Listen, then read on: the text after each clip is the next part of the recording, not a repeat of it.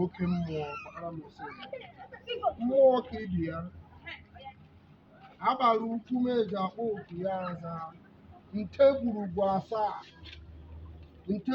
asaa kpọ oke mmụọ meji akpọ oku ya aza ọkara eji agụ jiri ọkara kwụ aka ibu na aba ike ezi ọgụ aba egwurugwu meji eme ụzọ mmụọ kpakara anya ọsọ enyemaka eze ndị eze nna ndị nna anya adịghị ike anya adịghị o mere ma chepụrụ onye ụta